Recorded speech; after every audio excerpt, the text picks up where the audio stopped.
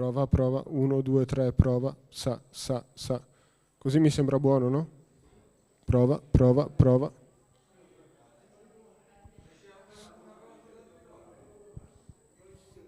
Possiamo chiederti di parlare per vedere? Se riesci a venire da qua così. Sì, grazie.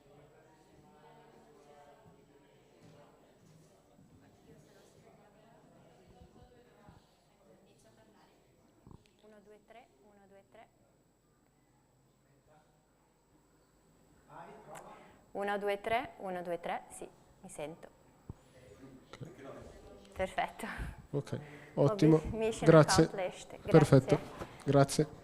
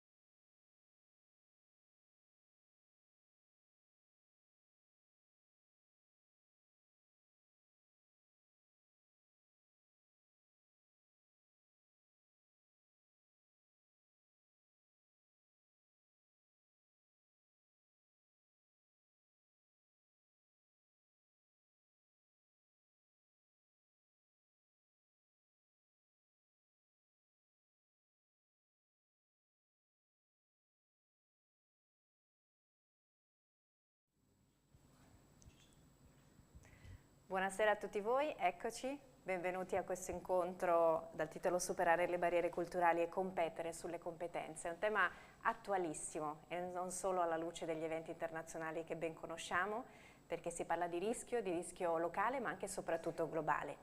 All'interno di questo contesto avremo il modo di ascoltare varie testimonianze che ci aiuteranno a comprendere nel miglior modo possibile che cosa significa gestire il rischio, che cos'è soprattutto il rischio, una gestione efficace ed efficiente, e poi soprattutto dovremo anche capire quali sono i limiti che bisogna superare in un contesto di rischio sempre più internazionale. Insieme a me ovviamente ci sono dei relatori che potranno darvi degli esempi concreti. In primis do il benvenuto a Mauro Mormile, che ricordiamo è Business Development Manager di Secursat, che ha organizzato questo evento. Poi voglio dare il benvenuto anche a Chris Dell, Head of Business Development di Solace Global Risk. Thank you so much for being here today. E grazie anche a Lidia Giner Rodrigo, Safety and Risk Prevention Manager di Desigual. Welcome.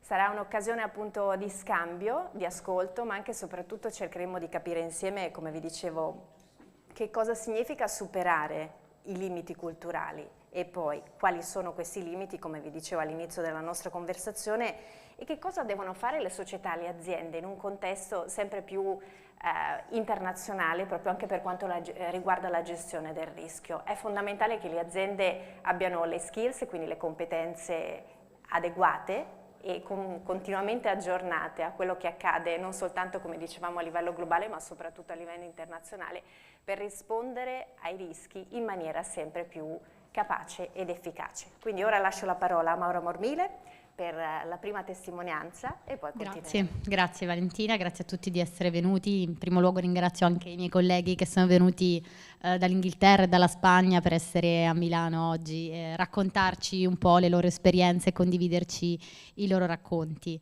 Io diciamo appunto, come ha detto Valentina, sono la Business Development Manager di Secursat e ho contribuito a realizzare questo evento in continuità con un evento che abbiamo già realizzato l'anno scorso e sempre nell'ambito dell'attualissimo tema della sicurezza, tema attualissimo come abbiamo accennato anche in considerazione degli eventi che nelle ultime ore stanno interessando il mondo. Tra l'altro noi abbiamo pensato questo evento con un carattere globale, anche per avendo diciamo degli ospiti internazionali, e da quando abbiamo pensato questo evento oggi gli scenari internazionali sono già cambiati veramente tantissimo e questo chiaramente diciamo sottolinea l'importanza di questo tema.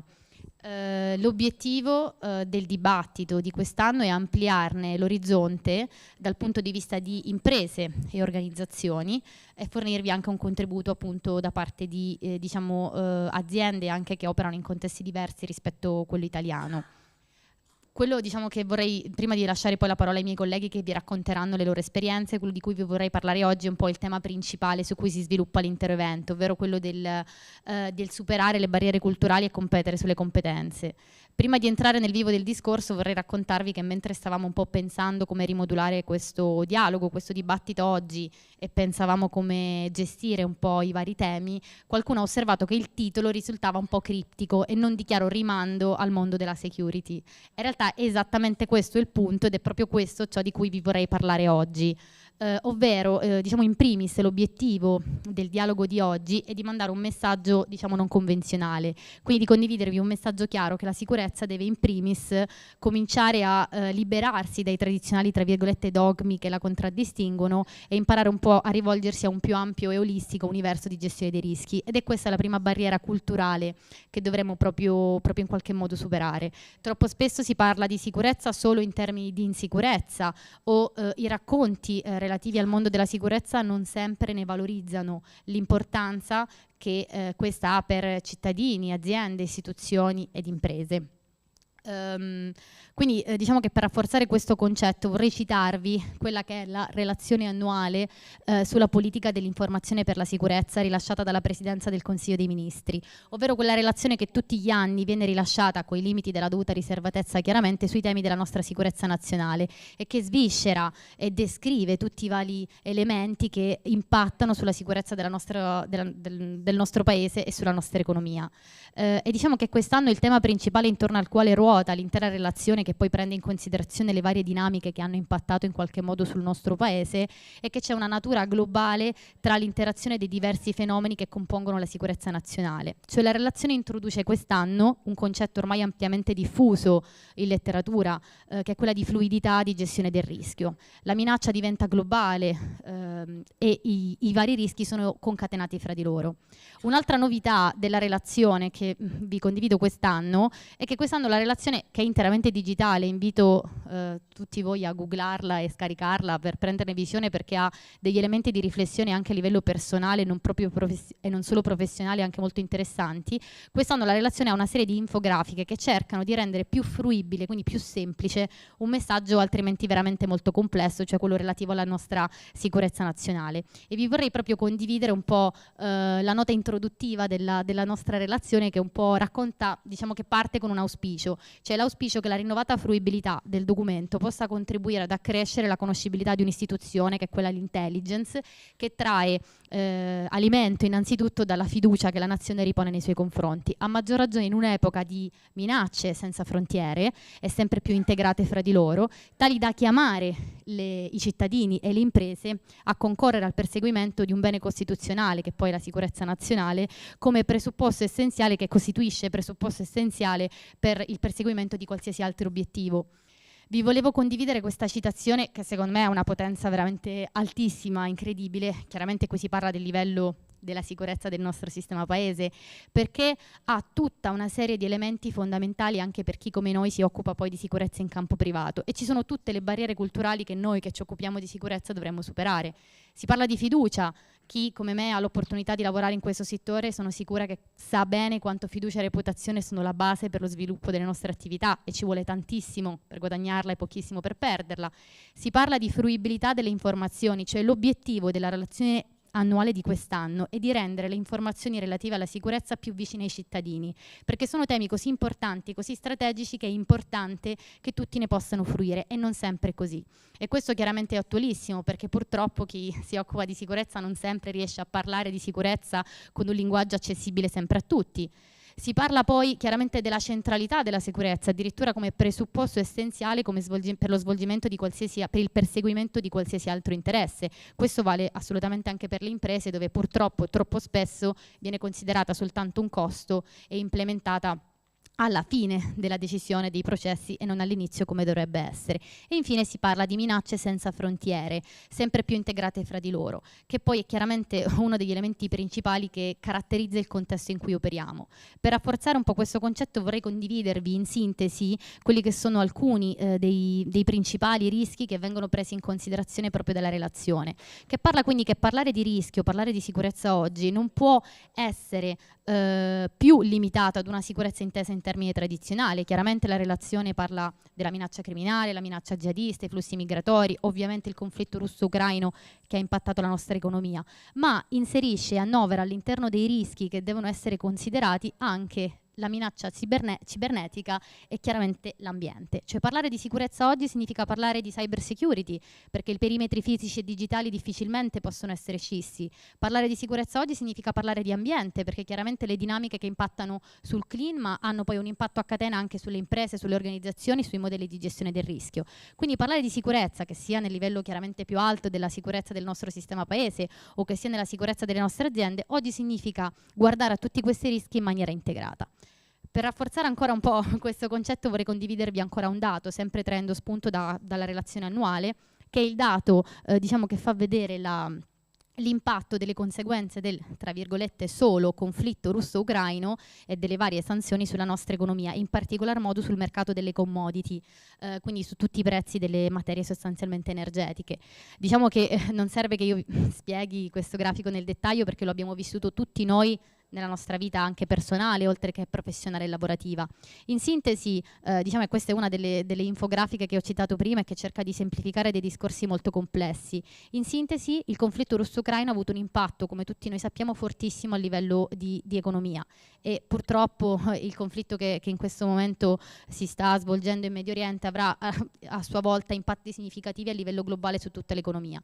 L'Europa occidentale aveva basato la sua competitività su un equilibrio che è cambiato, è un equilibrio che nelle ultime 42 ore è cambiato di nuovo e cambierà ancora. Il Covid lo aveva cambiato a sua volta e probabilmente ci saranno ancora n fattori legati al clima, legati allo sviluppo tecnologico, legati all'intelligenza artificiale, legati agli n fattori che abbiamo visto prima, che cambieranno ancora il contesto in cui operiamo. Qualcuno di voi potrebbe pensare: cosa c'entriamo noi con tutto questo? Questa è la sicurezza del nostro sistema paese, stiamo parlando degli impatti a livello economico sull'economia globale dell'Italia. In realtà c'entriamo tantissimo, perché questo è il contesto in cui operiamo, questo è il contesto in cui le aziende che si occupano di sicurezza e che dovrebbero quindi garantire attraverso prodotti, servizi, competenze, la continuità aziendale, la resilienza, la business continuity, appunto. Questo è il contesto che le aziende devono prendere in considerazione. Questi sono i fattori che dobbiamo imparare a capire, governare, per poter riuscire a essere competitivi sul mercato.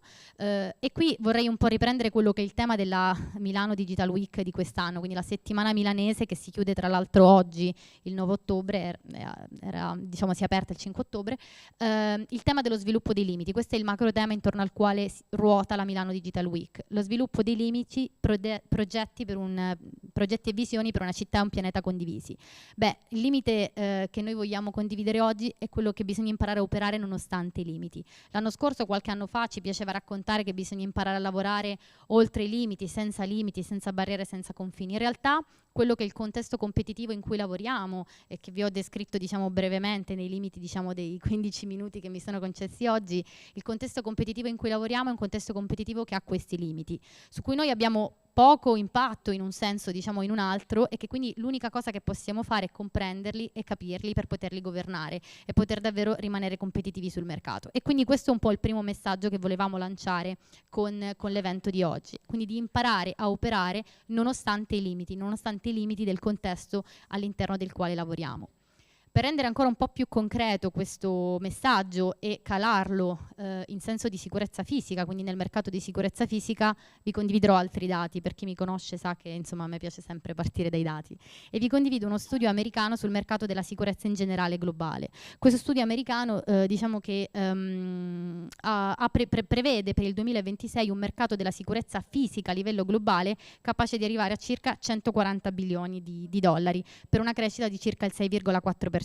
Queste sono delle stime che erano diciamo state iniziate nel 2021, oggi siamo a metà percorso, e che sembrano confermare il trend. E secondo questo studio americano, che riprende alcuni dati di McKinsey, ci sono una serie di fattori che possono contribuire a questa crescita del mercato della sicurezza. I fattori ve li sintetizzo in 4 punti fondamentali: sono innanzitutto in primo luogo la criticità del mercato, cioè per chi conosce, chi lavora nel business della sicurezza sa che questo è un business anticongiunturale, cioè molto spesso più c'è insicurezza, più tendenzialmente, poi i fattori sono n, le aziende tendono a investire in sicurezza, quindi l'aumento dei rischi, delle minacce, delle criticità costituisce un fattore attrattivo per chi si occupa di sicurezza. In secondo luogo il tema delle partnership, soprattutto, e qui calo il discorso, in un paese come l'Italia costituito da tante piccole e medie imprese, le partnership costituiscono un secondo fattore di interesse per chi si occupa e chi lavora in questo settore. In terzo luogo l'intelligenza artificiale, applicata al settore della physical security, può costituire un elemento di sviluppo all'interno di questo settore. E in quarto luogo c'è il tema dei servizi. Le aziende ormai con sempre maggiore frequenza non chiedono soltanto i prodotti, ma chiedono i servizi legati ai prodotti, e questo rappresenta un altro fattore di possibile sviluppo e crescita all'interno di questo settore. Tuttavia, se poi vi condivido ancora altri dati che ho selezionato per voi oggi, guardiamo al rapporto DESI 2022 sull'indice di digitalizzazione dell'Europa, l'Italia è soltanto 18esima, pur non essendosi qualificata ultima, anzi avendo ottenuto buoni risultati in termini di crescita di PIL, come i dati che vediamo probabilmente tutti noi. In realtà dal punto di vista di digitalizzazione siamo soltanto 18esimi, e lo siamo non tanto per la digitalizzazione della spesa pubblica o per il livello di connettività. E qui vi condivido un altro dato. In realtà, secondo l'European Council, ovvero il dipartimento che studia il livello di connettività all'interno del sistema paese, in 1 anno e mezzo circa siamo passati da una copertura del 30% al 56% nel paese. Quindi abbiamo investito tantissimo per rendere il paese connesso. Tuttavia quello che ci manca e che ci fa essere 18esimi in questa classifica sono capitale umano e capacità di integrazione tra le tecnologie. Cioè abbiamo capito l'importanza e la potenza delle tecnologie, abbiamo investito nella connettività, abbiamo capito che era importante investire nella digitalizzazione realizzazione di servizi pubblici, ma non abbiamo investito in capitale umano e non abbiamo investito nella capacità di integrare le tecnologie. E qui mi aggancio un po' alla seconda parte del discorso, competere sulle competenze.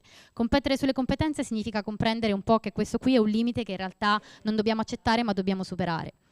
Il sindaco di Milano nel corso del lancio della conferenza stampa della Milano Digital Week ha detto: non esistono smart city se non ci sono smart citizen. E vale così anche per le imprese.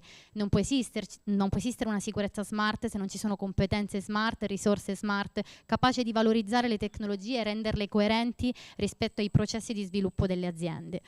Tuttavia, diciamo che adesso citerò un dato che sicuramente tutti voi sapete meglio di me perché li leggiamo tutti i giorni nei giornali. Qui ho raccolto un po' di titoli, ma potrebbero essere centinaia. Parlando di competenze, ci troviamo in questo momento all'interno di un mercato che fa fatica a sviluppare competenze utili nel settore dell'informatica, nel settore della sicurezza. Noi facciamo fatica a trovare tecnici, fatica a trovare operatori, fatica a trovare ingegneri informatici per gli n motivi che sappiamo essere, diciamo, di impatto nella capacità delle aziende italiane di attrarre delle competenze. E quindi questo è un altro limite del mercato in cui operiamo.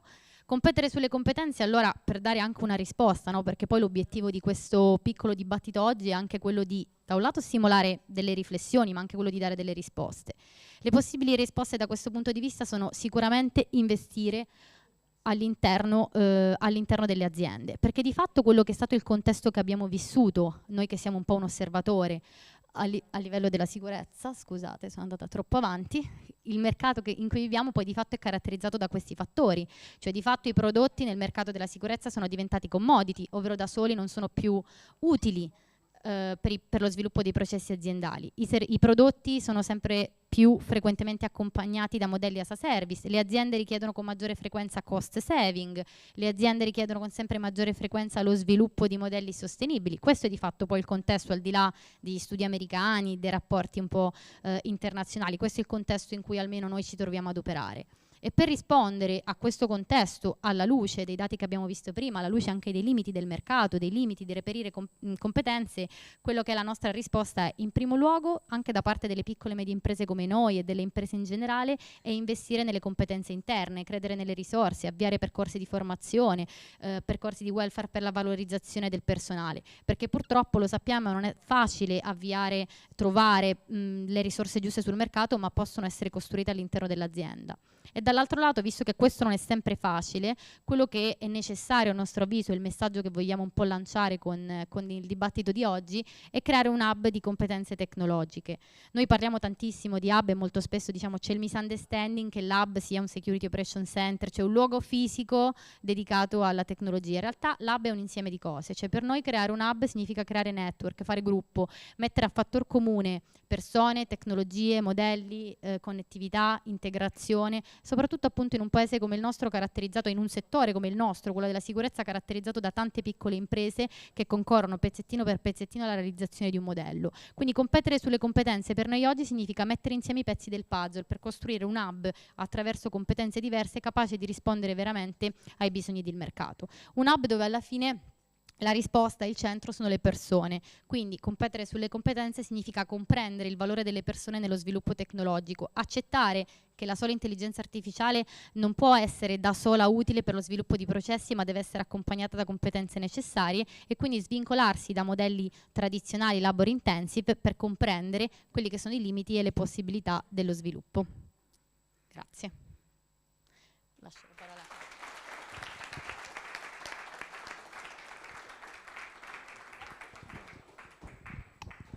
Grazie a Maura Mormile. Innanzitutto io volevo ricordare una cosa, che cercheremo di fare un raccordo tra un contributo e l'altro attraverso delle parole chiave. Credo sia fondamentale mettere nero su bianco i temi che vengono affrontati. Maura giustamente ha descritto al meglio la macro area di interesse di questo incontro di oggi, ma allo stesso tempo ha usato un verbo che credo sarà il leitmotiv di tutto questo nostro incontro, ovvero investire. Investire nelle competenze, ma soprattutto nella formazione, perché se c'è una formazione di base, tutto poi si può sviluppare. E poi un altro concetto molto interessante che ci servirà ancora una volta nel corso poi dell'incontro di oggi, ascolteremo delle testimonianze importanti, è despite the limits, quindi ben oltre ogni limite. Bisogna che siano culturali, che siano fisici, che siano tecnologici, i limiti devono essere superati. Quindi credo che questi siano due temi su cui dovremo fare e prestare particolare attenzione nel pomeriggio di oggi, insomma, proprio perché le testimonianze poi che ci verranno date ci aiuteranno a mettere insieme, appunto, come diceva giustamente Maura, tutti i pezzi del puzzle, perché l'obiettivo è creare qualcosa di ampio, con delle qualità e soprattutto che vada oltre ogni limite. Questo è il nostro punto di partenza. Io do quindi la parola ora a Lidia Ginea Rodrigo, Safety and Risk Prevention Manager di Desigual. Facciamo prima Chris. Volevo seguire la linea della... I just wanted to follow the... it's no problem. I mean, no, we can go to Chris first. Okay, if you don't mind. I'm sorry, Chris. I just wanted to follow our let's say, line. But first, Chris, Head of Business Development at S.R.L Global Risk. You're going to talk about sustainability. Parlerai di sostenibilità, ma non solo, perché è un tema, it's a very important topic. We talk a lot right now. But first, we're going to talk about global security, the digital opportunities for sustainability, inclusivity, and employee value. Quindi in questo caso con Chris parleremo di tanti temi legati appunto alla sicurezza globale, ma anche di opportunità di natura digitale. Ora Chris ci spiegherà bene nel dettaglio e poi, come sempre, useremo una parola chiave di raccordo per capire al meglio qual è il tema centrale del suo speech, appunto della sua testimonianza. Chris, first. Grazie, Valentina. Hello, everybody. So I'm Chris Dell. I'm Head of Business Development from S.R.L Global Risk in the UK. And I'm just here to talk through a few things that Maura and the SecureSat team have asked us to comment. So I will firstly just move on to make sure my slides are coming through. I think this is the kind of agenda for today. And if you excuse me, I will just refer back to my screen there. I will talk you through very briefly who S.R.L Global are, who I am, what we do in the travel risk management industry, and how the industry has changed, what the tools that global security departments now have from a digital perspective to influence change in their organizations and against the resource pressures that they face. And then we'll show you a little bit about those tools and then finish off by commenting on some of the wider applications for these digital tools in the wider context of, you know, the core themes of Milan Digital Week around inclusivity and sustainability. So there's quite a lot there. We will try our best. So S.R.L Global Risk, very quickly. We are UK based, you may have guessed, and we are providers of risk management services in security, travel, maritime, and cyber security. We have a unique approach to this, which is why our partnership with SecureSat is so effective. We are proactive, we manage our service, we integrate systems for clients, and we provide that at a premium level of quality. Some of the things we do, you can see here, we operate 24/7, 365, intelligence-led, global coverage, security operations, with a personal touch approach to service delivery. We work closely with medical assistance partners, with insurers, and we have the ability to operate everywhere in the world at very short notice. And as you will have seen, no doubt anyone has managed to sadly escape the developments in several places of the Middle East in the last sort of 24 to 36 hours. And I'm not here today to talk about Israel or anything. I'd written my presentation before, but back home, my colleagues are working round the clock now, using these digital tools to create real-time, life-saving situations, and it really is showing the true value that the global security brings to global businesses. These are the kind of people we work with: corporations, insurers. We have several large UK government contracts. We work with high net worth individuals, private clients. NGOs, actually, is funny enough where our business started most of its travel risk, which perhaps is not the most lucrative space to do so, but it means you understand the most complex situations in the world and how to manage them with the smallest budgets and resources.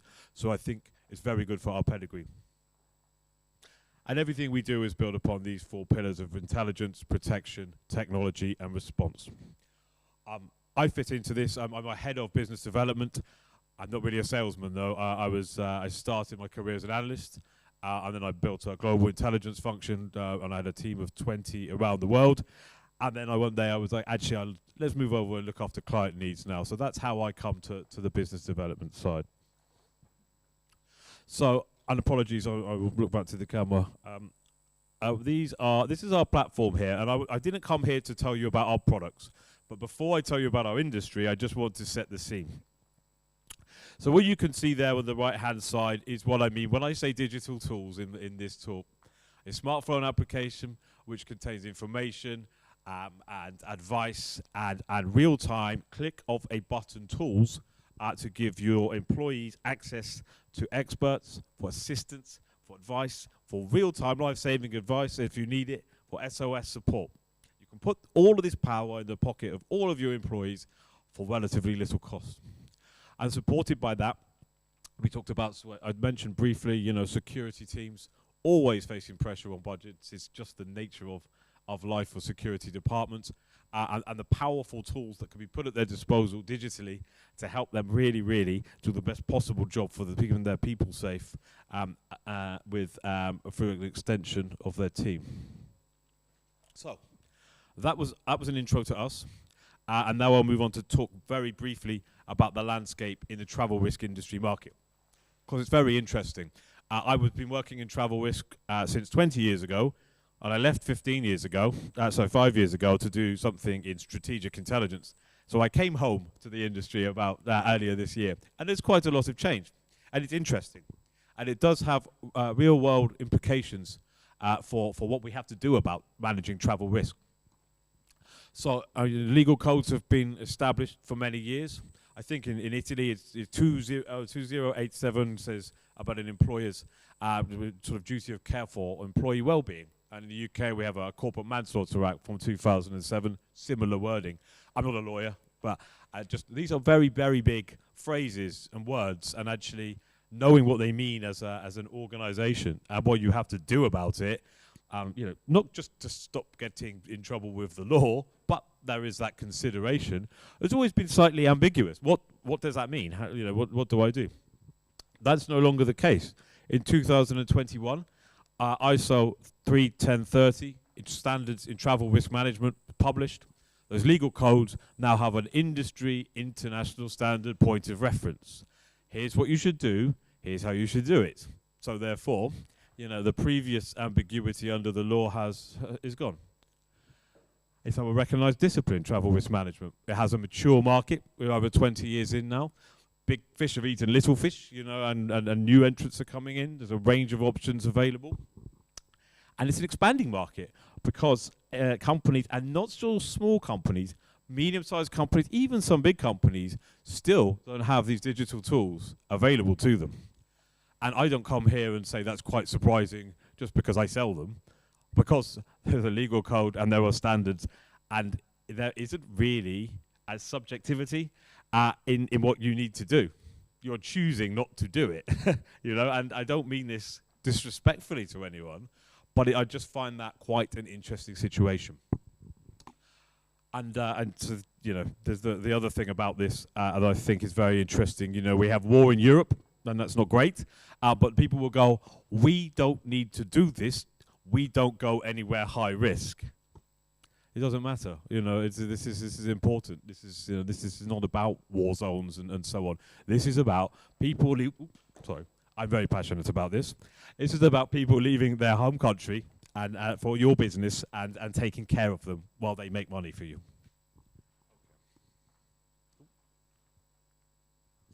This is very briefly just to talk back, and I won't talk through the process diagram. But this is the extract from 48 pages of the international standard that tells you what you now have to do. Information before the traveller goes anywhere. Information on the country. You know, inform yourself to protect yourself. Training on how to behave. Assess the risk and understand it. Put in place the right measures. We're not saying you need to have, you know, armed guards and secure vehicles everywhere, but you need to have thought about what level of protection makes this a safe thing to do. You should have planning tools, contingency options. and your people should have access to support. Simple as that, you know. They can't call 999 because they're not at home and it might not be appropriate in the country that they're going to. You need to be able to locate them in the event that something happens to them or you think something may happen to them. Or actually, as we'll come to in a minute, your service provider does. And then you need to be able to do something about it. That's the simple as that. That's the extract. So it's not unachievable. Now I'll come on to talk a little bit more. That's the kind of employer's obligation side, if you like, and I think this is very important. But actually, there we go. There has been a change in the mindset from a social psychology, perhaps, perspective. People used to be a concern that from an employer's perspective, employees wouldn't like this. Why are you tracking me? Why do you want to know what I'm doing? I don't trust you. That's not what you want to be as an employer when what you are trying to do is keep your people safe and support them if they need you. And this was a very real objection for a number of years. Enter COVID. People now have a situation where they are looking to the government to tell them when they are allowed outside their house for a peak period, for how many times you can go out, for what purpose. Exactly what inoculations you need to have to do anything. These things, change the mindset. As well, people were scared. People were scared to go out of their house for something. And it was everybody. So this was shared. So we returned to work, or partially returned to work, and pandemic subsides. And people are now going, no, it's not that I don't trust you. What are you doing to protect me? The vulnerability and so this is very important because it enables organizations who were scared about alienating or putting off their employees from having a travel risk program for these reasons, it replaces them with an opportunity to use digital tools to show their employees they care and meet all of the previous standards at the same time. This is a slight extension on this, and it just, again, goes to talk to the role that global security can have and these tools can have outside of just the actual security function. And this is important because actually it looks a bit conceptual, and maybe it is, but this is real in conversations I have 2, 3, 4, 5 times every week. Where security functions are looking to extend their influence. They did a very good job during the COVID pandemic, supporting their business's complex operations and the fast-moving needs of it. And actually, it was ultimately about medical and about transport. But people in companies who may never have normally worked with security or someone like that saw what the security function could do. And they weren't there to get in the way and build obstacles, that they were actually extremely competent and able to support the company for a very difficult period. So now, leveraging that exposure and the positive reputation that comes with it, the tools that I was just showing you, here. So this is very obvious, in the top piece here, in this diagram, which is a big study done by the US Surgeon General. And America's far away, but the principles remain the same. Protection from harm is obvious, but actually the connection and community, the shared resources we've talked about, everyone knows when they travel, they're part of the same culture in a business that cares about them. Then the ability to have a work-life harmony, this is one of the biggest things in the entire business and employment markets, right? The hybrid working, the post-pandemic. We are able to provide the tools that enable autonomy, flexibility, work from home in such a way that employers can meet their standards. And so on. Again, the dignity and meaning and the opportunities for growth. If we aren't able to, as employees, myself included, if we aren't able to do so in a protected environment, these are not available to us. So again, security tools are running through the center of all of this.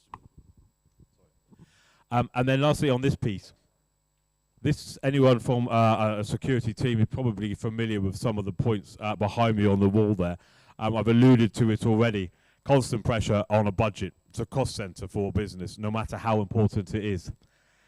There's increasing demands for expertise, and this is something that's been desired by security teams for a long time. And it's starting to happen. There's evidence that it really is happening. What this means? Leadership know how good they are and want them involved in more things. At the same time, employees know how useful they are and have more demands for their services. So you have small team, greater workload. And then as we've just seen, I mentioned, I alluded to Ukraine. We have Israel out there on the telly. We've got cost of living in Europe. It's not getting any less complicated to manage this stuff, I think is fair to say. And then one other dynamic we have now seen, as per the previous slide, we have a complex global workforce. Who's working from where, who's doing what. There are, in some of the more, younger companies, there is pressure to create a work from anywhere environment. It's an expectation for flexibility from employees, and that's not easy to manage from a central security perspective. And to make matters worse, for security functions, that other parts of the business have digital tools that don't do what they need, but look like they do. And that creates a difficult environment to get the tools they need. So, and apologies for the text-heavy slide. What I would do is anyone who's interested in seeing what this looks like can get my details and email me, and I can set you up to have a look. But we provide real-time alerts around the clock every single day, covering all of the events like you see on the TV outside. We link that to a 24/7 365 operations center with on-demand translators for any call that comes in for people in need of assistance, so that can be going out. This can be anything from there are gunmen in my hotel and real-time life-saving advice, through to a range of solutions. I don't mean to be sensationalist, but it can be that serious. We have a smartphone application. We can put all of this in people's pockets at the click of a button. They can check in with us so we know their real-time location. They drop what we call a breadcrumb, so help us find them. If they feel vulnerable while they're walking home or coming home on their own, they can actually start a real-time tracking session so we know where they are. Not because we're spying, but so we can help them. They have an SOS button which can be pushed without anyone knowing about it from inside your pocket, and then you will have someone from our operations center on the phone within about 10 seconds. And we have a global partner network, which means we can then come and support you wherever you are. Thank you.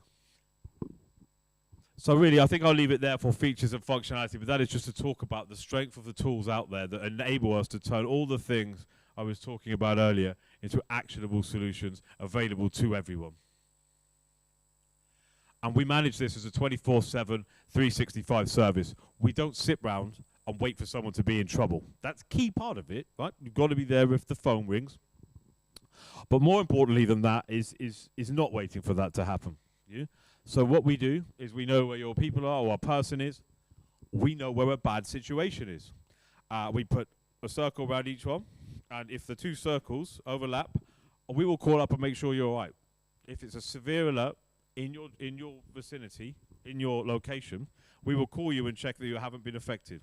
And that's a very important, powerful step.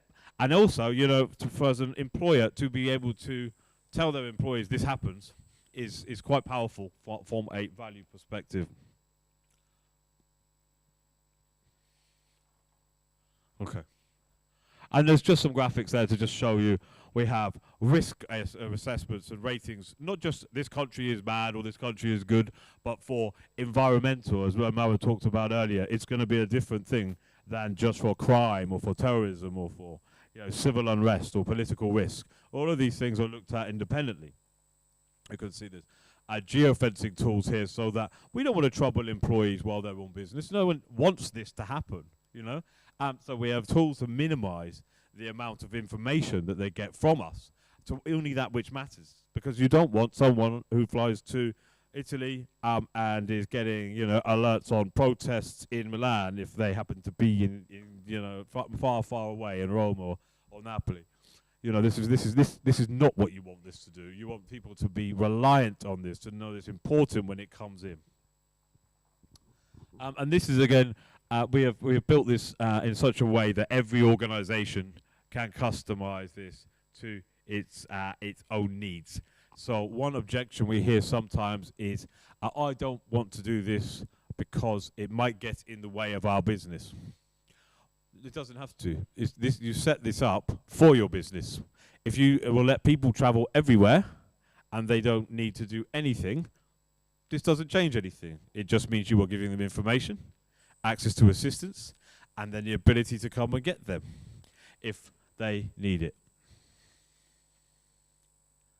And this is my last slide, finally. I just wanted to apply some of what we've talked about here to the context of Milan Digital Week and my understanding of the wider things that are going on around the city this week, and some of what Mao has said before. So I'm not a sustainability expert, but I do know that sustainability is critical and sustainability is reversible. There have been a number of positive changes made. Some of them just by accident. You know, no one predicted a pandemic which enabled a change in working patterns. Didn't enable, it forced a change in working patterns. That came with it some benefits in carbon reduction from lessening the business commuting. Now, this will not stay at those peak levels of sustainability goals, but it will come only halfway back. But in the event that the safety and security of people in hybrid working is ever called into question, and as the legal bit of what does an employer needs to do from a duty of care perspective for people that work from home and work remotely, because this isn't developed yet. You know, it's a big grey area. So when this is developed, if it proves to be a big liability, then this trends could be reversed. I mean, it's not a permanent state of affairs yet. Okay, hybrid, it could work. Security and getting ahead of this is what we are already doing with our clients through these digital tools. We have built into our platform a new remote worker asset type. So the specific needs of how you look after this type of employee are built into the platform. So whenever this legal code does come up, we were years ahead of it for our clients to have tools that are adequately delivering duty of care services to hybrid workers, even though they don't have to yet. This is important.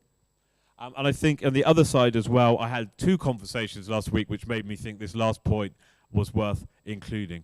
In terms of diversity and inclusion, these are big words, and security can't solve this. But what it can do is level a playing field to a certain extent. You know, we make these tools available to everyone in an organization. Yeah? So when, let's say there is a company conference and you have people come from India, from China, from the US, from Nigeria, and they're having dinner. And they are staying in different hotels because there is different approval for spend in their different contracts. You know, there are some people have different benefits because of their employment contracts. But actually what they've got in common is they all sat around a table having used a smartphone application to go on international business, and they are being all treated the same by their employer wherever they're from. And they're being treated the same way by their employer on something that's there to save their life. And I just wanted to close off without being too grandiose about it, that's quite a powerful message for an employer to be able to give to every single member of their organization. Thank you.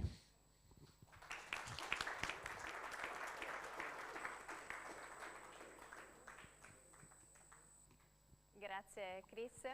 Thank you so much for your words. I mean, you said that you're not a sustainability expert, but sustainability is essential, is part of the topic. Abbiamo detto appunto, Chris giustamente ha detto, non sono un esperto di sostenibilità, però è un tema da tenere in considerazione, soprattutto come dicevamo all'inizio del nostro incontro, dell'ambito globale, del tema appunto della sicurezza e della gestione del rischio. Un aspetto molto importante, I took a few notes during your speech. Ho preso nota di alcuni temi molto interessanti che ha trattato appunto Chris nel suo speech, ma credo che l'aspetto più importante sia la soluzione concreta. Perché? È importante parlare dell'ambito in cui si opera, ma soprattutto dare delle soluzioni concrete. perché ciascuno di noi deve sentirsi al sicuro quando viaggia per lavoro. E giustamente la compagnia appunto di cui fa parte, per cui lavora Chris, dà delle soluzioni concrete, soluzioni che sono cambiate anche alla luce di quella che è stata l'emergenza pandemica che abbiamo vissuto negli scorsi anni. Quindi se da un lato si partiva da un contesto perché tu, proprietario della società per cui lavoro, mi devi controllare, poi devi darmi la sicurezza. Quindi c'è stata quasi un'evoluzione naturale del concetto proprio della necessità di sentirsi al sicuro quando si viaggia per lavoro, e quindi Solas, l'esperienza appunto di Chris, è quella di dare delle soluzioni concrete e soprattutto, non so se avete notato i numeri, 24/7, 365, quindi appunto sono dei numeri che ci danno l'idea della completezza, quindi della appunto 24 ore su 24, 7 giorni su 7, 365 giorni all'anno. Perché è fondamentale, anche perché è bene ricordare che insomma, gli aspetti più difficili probabilmente da gestire arrivano nei momenti più inaspettati, quindi bisogna essere sempre pronti per gestire al meglio il rischio. Quindi ecco, uno degli aspetti più importanti di questo incontro è dare sì la macro area di interesse, ma anche e soprattutto delle soluzioni concrete per la gestione della sicurezza. Ora chiedo a Lidia Gine Rodrigo, Safety and Risk Prevention Manager di Desigual, di intervenire. Thank you so much for being here today.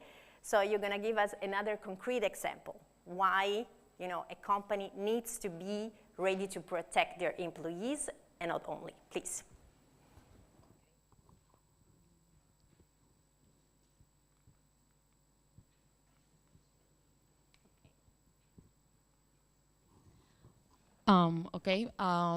First of all, I want to thank you, Maura, Secursat team, for your invitation. It's a pleasure to be here.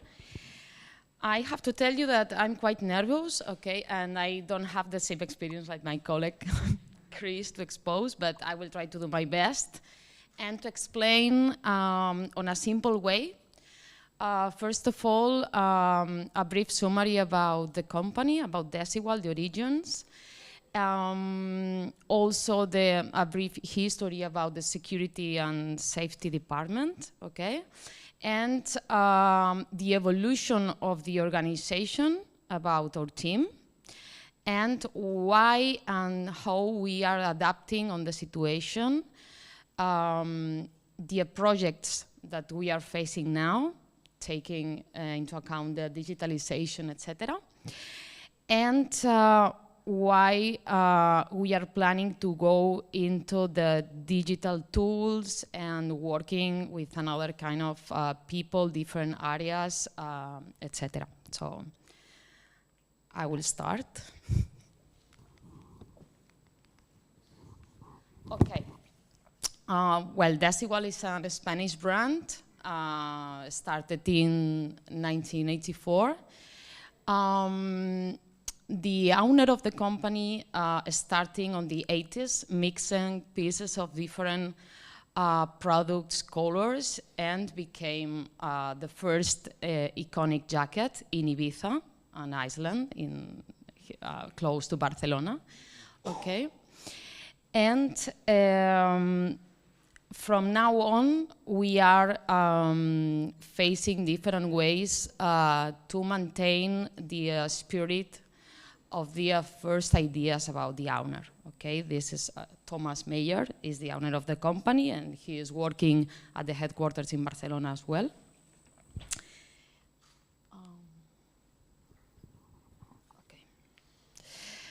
About the sustainability, that is topic that we are talking a lot. Desigual is aware that all the operations on the day-to-day is impacting directly on the environment. But as we want to grow on a sustainably and consciously way, but always keeping people and the environment into account. So here you have the three basic keys that Desigual is working on. The first of all is the use sustainable fibers. We're expecting arrive at 2025. using the 100% of the fibers sustainability. The second one is that we are achieving to remove all the plastic single use in our packaging. So imagine the quantity of garments we are producing and sending to different kind of distribution centers, countries, etc. And the third one is to become carbon neutral on 2050. So there are only 3 key objectives, but not easy to achieve. But we have a specific department working on that on the day-to-day. Okay.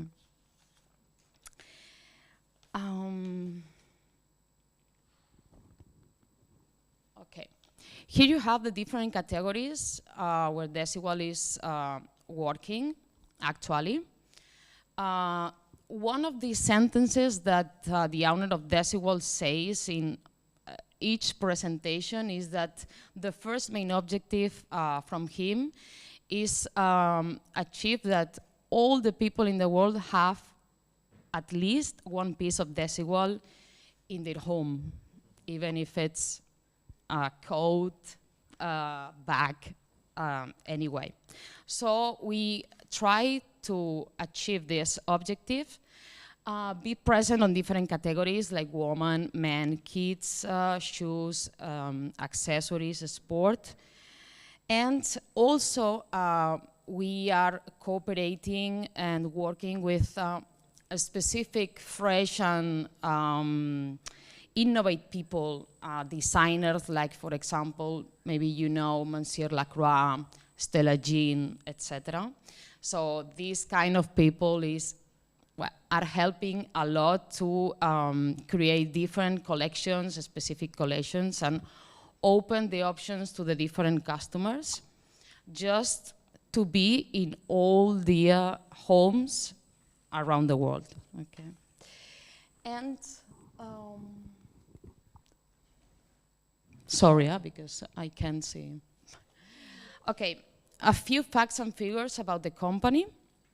In 2022, S.R.L achieved a turnover of over 370 million euros. Complicated year, but working hard.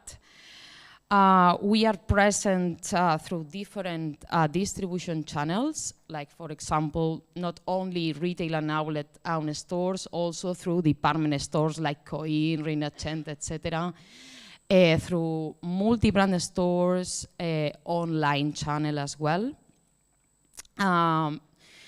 Doing collections on the 6 different categories already seen. We have 4 different distribution centers, the 2 own warehouses in Barcelona, 1 in New Jersey in the US, and 1 in Hong Kong. Now, actually, we are more than 2,500 employees around the world, not only employees located in the stores, also employees traveling a lot, be present at different offices and showrooms we have in different countries, and also the employees that we have working on the distribution centers as well. And concerning the headquarters from S.R.L, we are located and centralized in Barcelona, and now we are more or less 500 employees working there.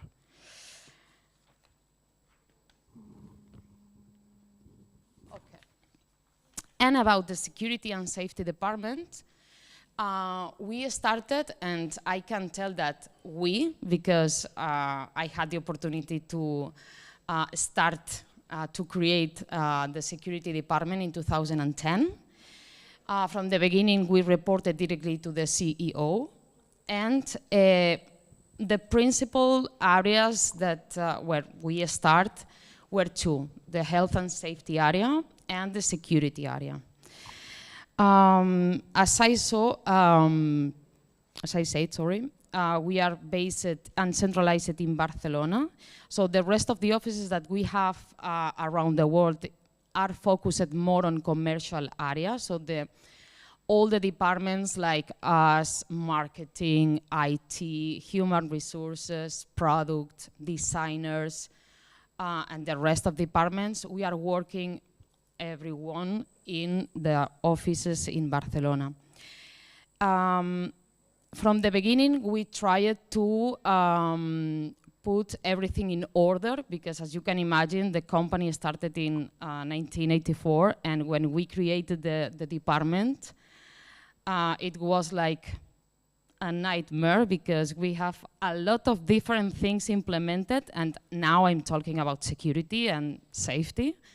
So the first thing was try to understand why and what we had in the points of sales, in distribution centers, etc., and to start to evaluate the risk that we had in different locations and work on a security policy and procedures. So once we had everything clear, the most difficult thing was implement and train people and re-educate people.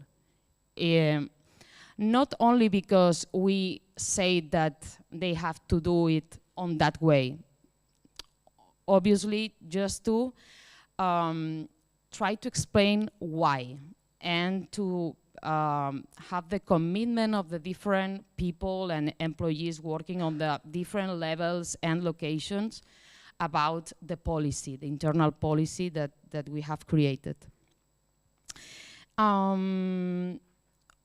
Also concerning the security and also regarding travelers that we have every day around the world, we are working 25/7 for all the employees, not only in the stores when are open, also the people working at different timing zones. The people that are working on distribution centers, considering the tasks that everyone has. And this is why, as we are centralized on a specific city, we are working and cooperate with more than 50 local partners here in Italy, for example, with Secursat, because at the end it's very, very difficult to understand the problems and to understand how is the way to be present on the day-to-day in the different kind of works that the employee are facing.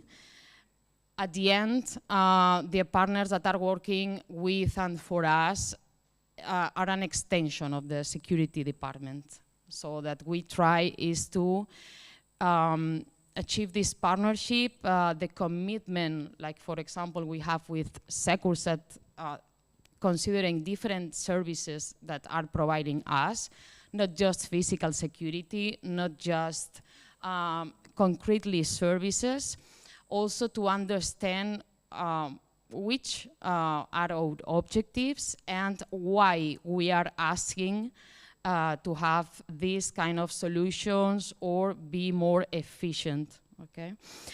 And it's true that over the last 10 years, we are facing a lot of difficulties, also considering the pandemic situation. We realized that 60% of budget reductions, as in all the companies, and obviously about human resources that, for example, now we are the 50% less in the security and safety department working, not for the same quantity of employees or point of sales, etc., but trying to do more things with less resources, okay? And this is an overview about the actual organization of our department. So, well, you can see that we are not divided, but taking care about different areas, considering corporate risk analysts are people working directly about brand protection, information security, more related to cyber, Also considering travel safety, okay?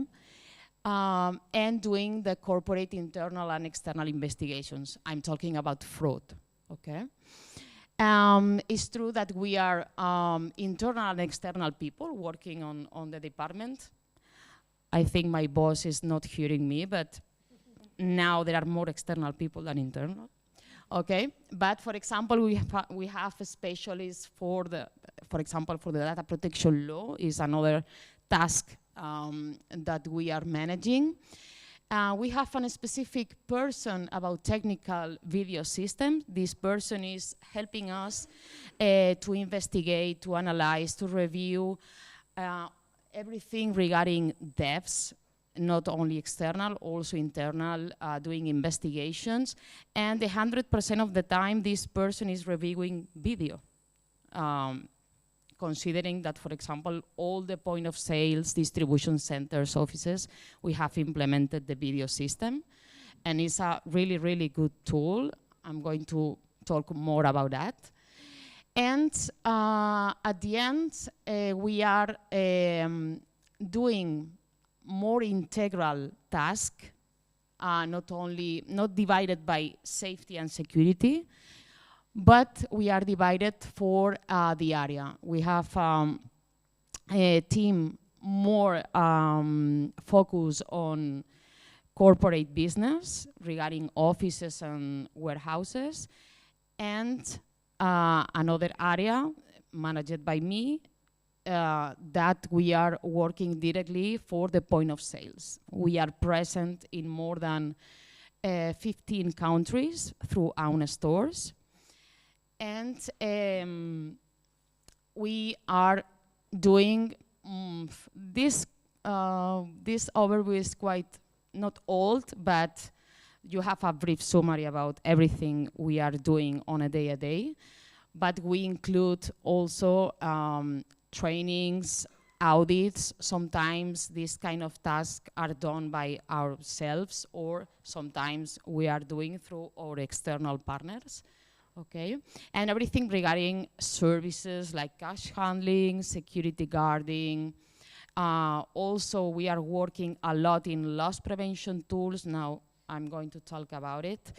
And everything that you can see there, we have to improve, not on the day-to-day, but considering the situation that is changing a lot, we have to see the way to maintain the same quality about the services and the things that we are doing, thinking about automation and digitalization, okay?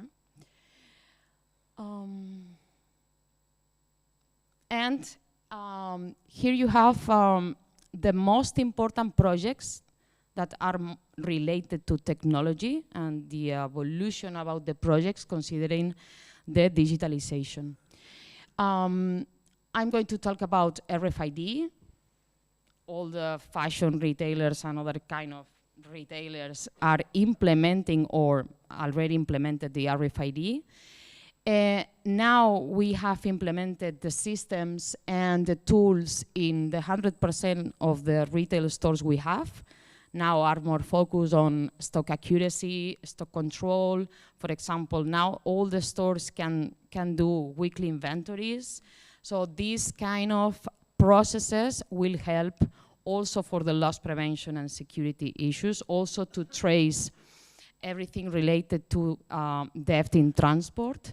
So everything is related for our objectives that we are working on a day-to-day.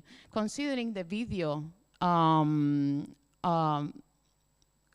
all the stores has implemented the video. Secursat knows a lot because from 2015 we started to reinstall again the cameras in all the Italian stores. Now we have the 60% of all the Decibel stores with new video IP systems. We are migrating analogic video to IP. We are taking the opportunity when we refresh a store or we relocate a store or we are going to open a new one. We are taking this this the opportunity just to save cost as well. Considering the complaints and taking in consideration that one of the main objectives, and this is also regarding the internal policy, is to complain and report the 100% of the debts that we have in the company, not only the external, also the internal ones. So now we worked a lot to have a tool to keep all the information on automatically systems that the stores can fill the reports and be sure that all the persons that are taking this part of the complaints are receiving automatically this information.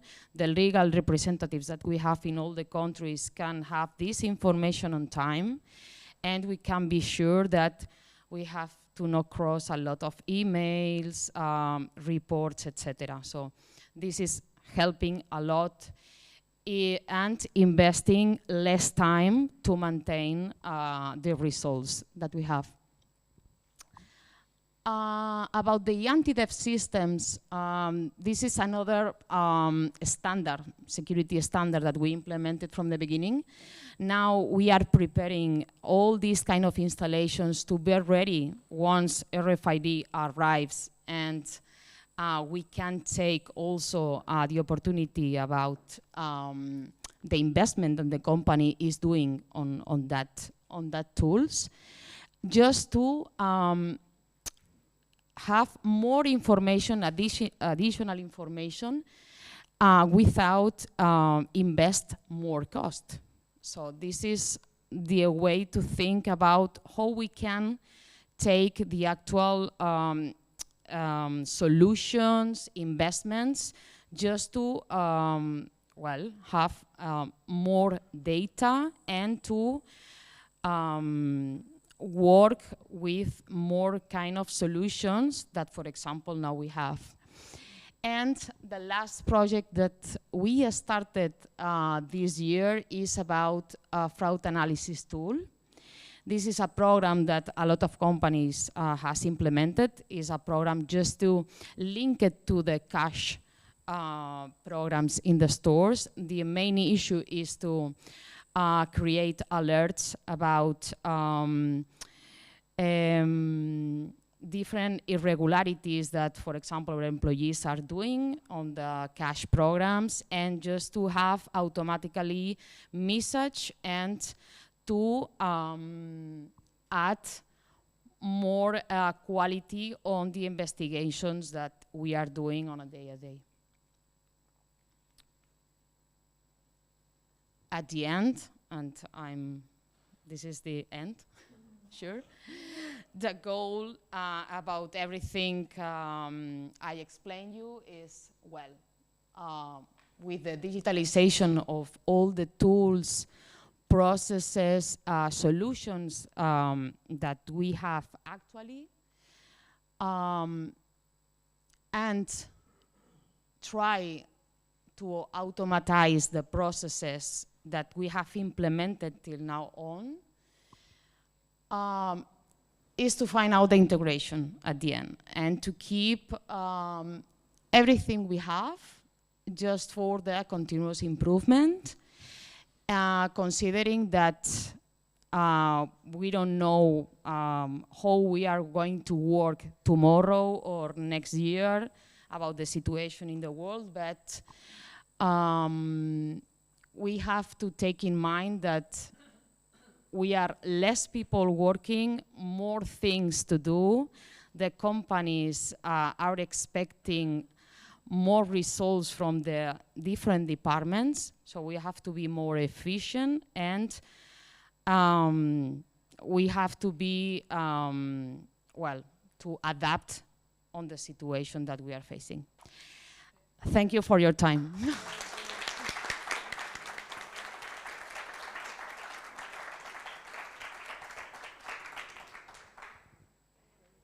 Grazie Grazie Lidia, grazie a Lidia Regina e Rodrigo di S.R.L che ricordiamo ha portato un caso concreto nel retail in questo caso.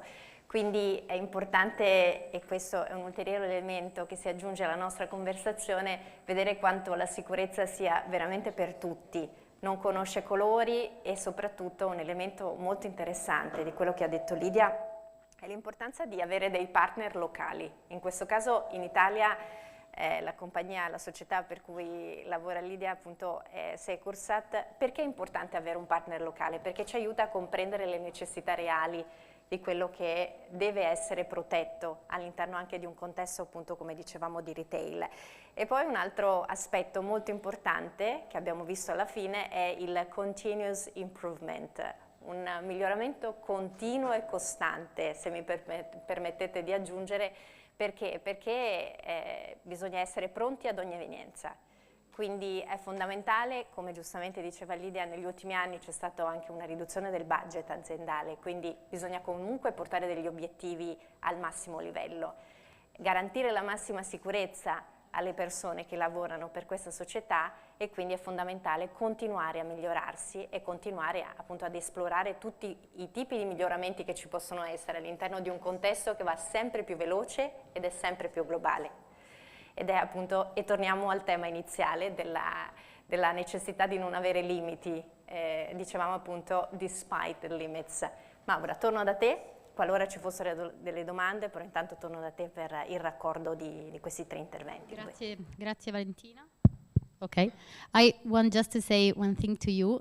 First of all, thank you too, not just to be here, but also because from retail we learn every day a lot. Less resources, more activity, we know it well, but from that we started to understand how to compete with skill. We started how to use technologies for operative processes. And so thank you, because from retail we learn really daily a lot and how to work. And of course, thank you also to be here in Milan, but I hope to meet you and your team in Barcelona maybe the next time. Okay, so.